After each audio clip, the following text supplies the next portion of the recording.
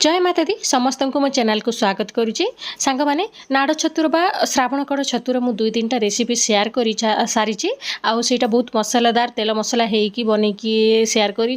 तो आज मु बहुत सिंपल उपाय आ बहुत कम समय आपण केमती नाड़ छतु बा श्रावण कड़ छतु को बनई पारे से रेसिपीटा आज शेयर कर। आज मु श्रावण कड़ छतुर कषा रेसिपी शेयर कर बहुत सहजरे तैयारी होता है और बहुत ही टेस्टी लगी था।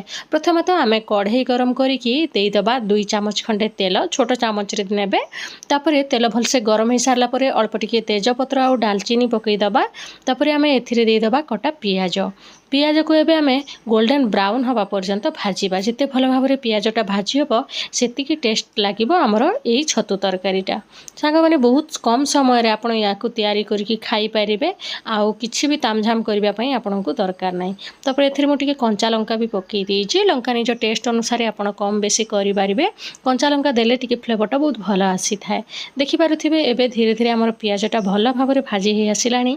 एबे आमे एथिरे अदा रसुण को छेचिकी पकेबा छेचा देले कषाटा बहुत भल लगी थाए से मु अल्प टिके छेचिकी ही पकाउची तापर याकू मध्य टिके कंचा स्मेल गला पर्यंत आमे भाजी नबा।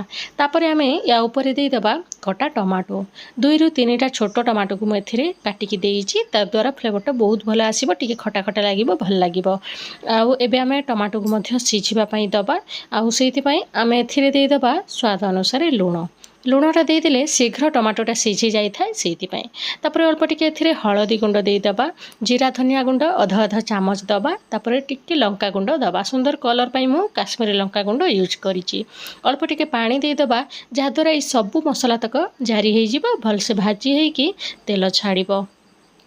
एबे देखंतु आमे याकू भाजी होबा किछि समय लीड लगई नबा ता द्वारा भले भाव में टमाटोटा सिझी जीवो। एठी देखंतु 2 मिनिट पर मु खोलिकी देखौछि एबे हमर टमाटोटा भलरे भाजी हेलानी। एबे आमे छतु को चिपुड़ीकी एथिरे दे दबा छतु को काटिकी आपण हळदी पानी रे ही पकेइबे ता द्वारा जदि बाहर जेहेतु फुटुची आउ जदि विषाक्त अंश थी ताहले पलैब से हलदी रे पकेबा निहाती जरूरी।